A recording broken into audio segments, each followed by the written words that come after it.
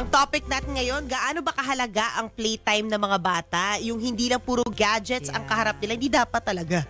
O 'di ba ang kasunod nating inay, busy man sa trabaho pero she makes time na siguraduhing masaya ang childhood ng anak niya. Kaya gumawa siya ng isang safe space for kids. At sa tulong ng kanyang mga kapitbahay, may free market community na rin sila doon kung saan may mga gamit pambata na ipinamimigay. Ikukwento sa atin lahat yan ni Inay Dorina Narabal mula pa sa Zambales. Wow! Oo, from Zambales. Hi! Hi po. Magandang umaga po. Wow! Ako, nakapakaganda naman ng ano mo. Ang daming vitamin D dyan, Dorina.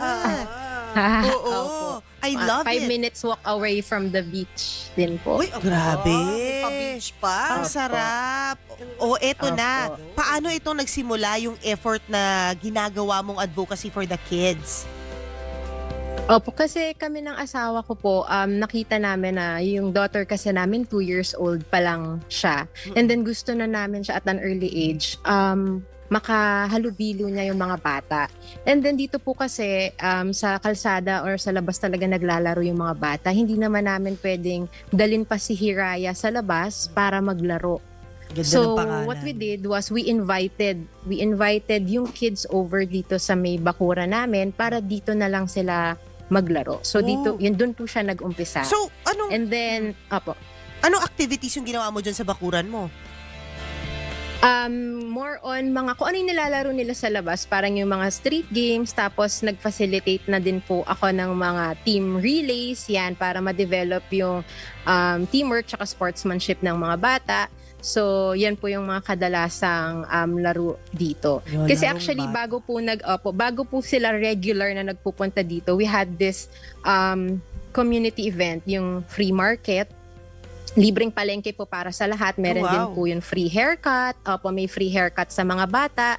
May free champurado. May free coloring material. So, yes, in-involve po talaga namin yung community sa ganitong klaseng event. Yes. Ganda naman. Tapos bukod po dyan sa mga games, meron din pong yung coloring activities para sa mga bata, and then meron din pong mga nagvo-volunteer na magluto para sa kanila. So recently meron pong nag-birthday dito. So pinagluto po nila ng spaghetti yung mga bata. So ganun po dumadaloy dito sa safe space. Ang ganda naman ang in-initiate mo na yan. Sobra. Mami Dorina, Inay Dorina, ilang taon ka na? Curious lang. Arang ang bata-bata 32 po. 32 32 na po. Ang lakas makabagets nga ng fresh Oo air nga tsaka yung totoo. sun sa Zambales. That's true.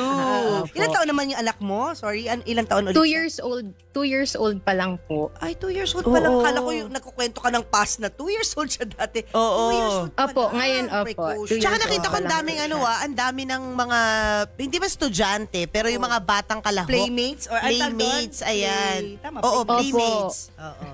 Ayan, ano Opo, nakita? ano po siya? Oh, yan. Luto-lutuan ba yan? So makikita nyo po, very diverse yung ages nila. So 2 years old to 14 years old. So ang medyo challenge dito kasi anong activity or anong game ang pwede nilang laruin na makakapaglaro lahat yung edad na yon. Yan yung mga laro natin nung bata tayo, mamu. 'Di ba? Correct, larong Oo. bata. Ano mga paborito mong laro nun? Ako? Oo, ikaw. Patintero, Oo. yung stepno, naalala mo yun? Ano yun? Piko. Oo, Hindi mo piko. naalala, stepno, piko, patintero. Tapos yung may puno, yung moro-moro. Okay, hindi ko na Naalala mo rin yung nabut. moro-moro? Ako, ang ginagawa namin noon, yung piko. Yan, piko. Diba? Tapos nun yung... Chinese garter. Din Chinese garter. Yes. Yung stepno, yung 7-up. Oo, yes, naalala ko na yan. Oo. Hindi ko alam na step no yung tawag doon. Ay, iba pa yung stepno. Oo. Iba pa, parang piko siya, pero Oo. iba rin. Oo, yan. Pero nakakatuwa, tsaka, text. Pog, text, tapos yung taguan. Ayan, taguan po. Oo, Ay, nako, yan tsaka- ang favorite ko. Oo. Minsan nga umaakit pa kami ng puno. Oy, ako alam mo, minsan lang ako makakit ng puno na aratilis na sugatan pa yung legs ko. Oo. Maano pala yung ano ng puno na aratilis. Pero at least na-experience kong umakit ng puno Ako at pinuputok masugatan. ko yung aratilis. Ay, sarap. Oh, diba? Parang wala na ako nakita masyadong Aratilis. Oo nga, building na kasi. Diba? O balikan natin si Dorina. Ano Oo na ngayon nga ang eh. nilalaro ng mga bata dyan sa iyong background? Opo, marami po ako niya. Sack race. Yan, yun po yung pinakagusto talaga nila. Tas meron din pong parang mga, parang American Ninja Warrior. Yung parang may mga obstacle, may slide, Ay, wow, tapos ang hirap. magbabalance. Oo. Opo, kasi yun kahit 4 years old nagagawa nila eh. So yan, mga teamwork, tas may mga hep hooray, yan, yung mga ganyan. hooray! The boat, ayan, the boat is sinking. Yun, isa Ay, yun sa dinala laro na ko yun, pwede The sa Boat is across Sinking. ages. Yan. Oo. Opo. Gaano katagal yung playtime nila? Sa umaga po, 9 to 11. Oh, 2 hours. 2 hours. And then sa hapon, 4 to 6, nandito po sila. Wow. Paano mo ina-invite yung kids? Kasi po, tumatambay lang po sila dun sa tapat namin. Kasi po, nagna-nap time pa po yung anak namin. So, pag hapon, hindi mo na sila pupunta. So, pag 4 o'clock, alam na po nila na, okay, pasok na tayo. Okay, laro na tayo, takbuhan na. Ganyan. Wow. Pero, Inay Dorina, gusto ko lang sana malaman, taga Zambales ka talaga ever since o you chose the beach life? Opo, lumipat na lang. So, nagre-rent po kami dito sa place na to. So magto 2 years na po kami. So naisipan po namin gumawa ng ganito, and then okay naman po sa land owner namin dito. So, pero before that, taga Zambales ka talaga? Sa Marikina po. Yun nga. So city life ka Yes. dati. Tapos ano yung storya mo nung nanganak ka, kasi 2 years old yung anak mo and 2 years ka na nandyan, nung nagdalang tao ka, ba't ka lumipat sa beach life? Ano yung storya nun? Okay. Naku, di ko alam kung pwedeng on air kasi siya conflict within parents. Okay. Okay. Yung kung ano lang pwede mong i-share. Oo, kung ano lang pwede mong i-share. Okay. Sige po.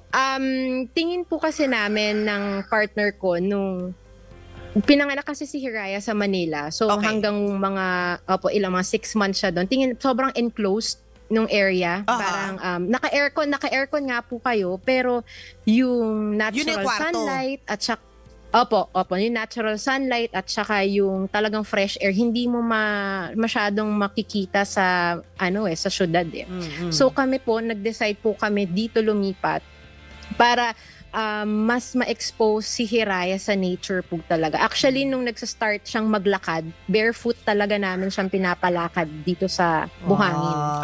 So hanggang ngayon, makikita niyo po yung talagang established yung balance ng bata. Yeah. Mabilis siyang natutong maglakad kasi po barefoot siya nasanay maglakad sa sand. Kumbaga yung grounding na tinatawag, na close to nature, tingin ko malaki po yung effect niya sa paglaki ni Hiraya dito sa... diba? Napakagaling naman ng parenting style mo, and you really chose yung leap of faith yan eh. Iwan mong city life, yung comforts of aircon, ganyan, to have this kind of life na nga naman. Kaysa dun ka sa enclosed space na parang sikip-sikip. Ito, yours, ang sun, tapos ang air, may dagat.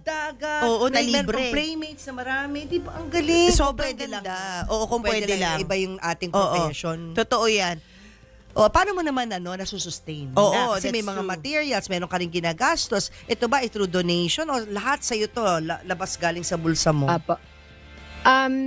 Nung naisipan ko po kasi silang videohan and then mag-edit ng video, i-post sa social media to ask for support sa mga kaibigan. So meron pong nagme-message na gusto nilang mag-volunteer as facilitators. Meron din naman pong mga nagpadala ng learning materials mula po sa The Little Writer PH. Binigay niya po na libre mga crayons, mga activity sheets para sa mga bata. And then the rest talaga pong volunteerism talaga. Kasi naniniwala po ako na hindi siya charity work eh. It's more of mutual aid. Kapwa tulungan siya. Hindi siya something na, okay, madami akong pera or something. Sige nga, feeling ko, bumababa na yung self-esteem ko, mag-donate ako dito, magbigay ako dito para may ma-post ako sa social media, ganyan. Hindi po yun yung klase ng, na in-encourage namin. Gusto namin maramdaman ng mga tumutulong na meron din kayong nakukuha in return, which is, yung sense of, yung culture of sharing, na kailangan buhayin natin siya. Kasi tingin ko, innate naman na sa atin yung culture of sharing. Nawawala lang siya dahil sa competition, dala ng system na meron tayo. So, yun po, kahit sa mga bata, yun ang gusto namin i-instill talaga. Yung culture of sharing and kapwa-tulungan and kultura ng bahaginan sa kanila. That's nice. At balak mo ba, ngayon, dahil syempre dami na nag-volunteer na lumawak pa yan? Opo, sana po siguro pinaka-goal po namin bago magpasokan is maka-raise ng school supplies. Yun yung actually nag-house to house po ako sa mga parents din talaga.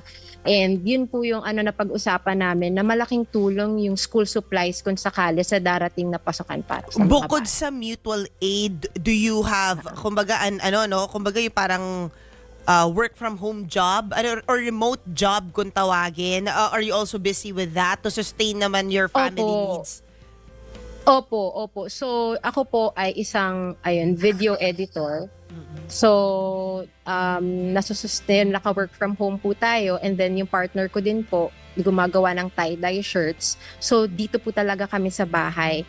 And then, at the same time, natututukan namin si Hiraya, tapos may mga kalaro siya. Tapos nandito kami sa environment. So kahit tingin ko po nakapag-shell, naglalabas din po ako ng konting pera, kunyari pang merienda ng mga bata, ganyan. Naman. Pero, yes, pang merienda, opo. Pero hindi naman siya something na talagang umaaray ako sa gastos. Wala naman pong ganun. Kasi ako tingin ko kung ano lang yung kaya kong ibigay, yun lang po. Tsaka pwede naman mag-improvise sa mga ganyang laro Mga found objects lang sa bakuran.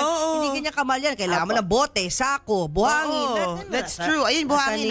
Diba? Mga tubig, pwede rin, diba? Hindi, tsaka tinuturuan nila maging simple. Yun. Diba? The real treasures of life. Yeah. Sun, air, diba? Malilit nga tayo. Ako sobra. Totoo to Yung paggawa ng mga bangkang papel. Oo. Sobra ako tuwa. Tapos pag umuulan, gusto ko. Kahit doon may mga kanal sa may school na kung saan ako nag-school. Oo, tas safe pa maglaro sa unahan kanal ng nun. bangka. Yung kung sino una makakarating sa dulo. Pinagdaanan ko yun. Jackstone pala. Oo, Jackstone.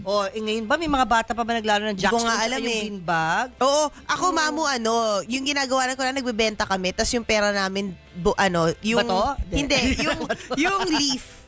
Dahon. Diba? Dahon. Yung pambayad ko. Correct. Oo. Oh my gosh, ilang generations tayo apart, pero nabutan mo rin yung dahon na may na pera. tindahan ako. Tapos yung bibili sa akin yung kapatid ko. Oo, kaya natin yan. Kaya natin Naloka yan. sila. Balik tayo kay Dorina. Oo, Dorina, i-promote Hello, mo naman Dorina. yung kung paano ka matutulungan. Yes, ngayong pasukan. Ayan, opo. Sa mga gusto pong bumisita dito po sa malapit po sa Liwaliwa, San Felipe, Zambales, welcome po kayong sumide trip dito sa amin para makabonding nyo yung mga kids. Ayan, pwede din po kayong mag-volunteer as facilitators. And kung meron po kayong sobrang mga gamit, katulad ng mga educational materials, mga toys, musical instruments, pwede po natin yan dalhin dito para ma-enjoy din po ng mga bata. And ayun lang po, sana patuloy pa rin po natin paigtingin yung culture of sharing at yung kultura ng bahaginan at kapwa-tulungan para lalo na po sa mga future generations natin, magsimula tayo sa grassroots hanggang lumaki na sila. Anong importance ng Salamat po. paglalaro? Yung ganyan outdoor activities para sa mga bata. Tingin ko po kasi mas nade-develop yung language skills nila kung paano sila magko-converse. And ako po para sa akin, yung kay Hiraya at an early age, gusto ko po ma-develop yung empathy niya towards others. Natingin ko hindi siya mabibigay ng gadget or ng screen time. So, tingin ko po yung malasakit niya sa mga kalaro niya. Kapag kunyari meron siyang sobrang snacks, may sobrang pagkain, anong gagawin ng anak ko? Itatapon na lang ba niya dahil hindi niya kayang kainin, itatabi, o i-share niya doon sa kaibigan niya. So, yun po tingin ko yung importance na nakikipaglaro ka. Kasi meron kang, nakikita mo, yung mga kalaro mo kung anong pangangailangan nila, ikaw din bilang bata. Human interaction. Yan, importante yun Yes. Kaysa yung TV lang yung ka-interact mo lagi. Oo, mahirap yun. Sana maging model yung ginagawa mo sa iba't ibang Sa mga nakikinig ngayon. Dahil kailangan talaga niya ng mga community natin. Diba? Bayanihan din kung tawagin. Oo, gayahin nyo si Mami Dorina, possible yan sa iba't ibang mga probinsya. Oo, yun. Kumbaga in the city setting, yan yung yun yung guest natin last time naman na indoor playground, 'di ba? Yan naman yun. Ito naman outdoor. Yes. Ayan, at ito yung patunay na pwede mo siyang gawin kahit anong setting. 'Di ba? Basta may bakuran ka na ganyan. Basta may bakuran. Oo, yes. at syempre bukal na loob. Nabukas yung tahanan mo. Kaya saludo kami sa iyo. Oo, Nanay thank Dorina, you, sa Inay iyong Dorina. bata.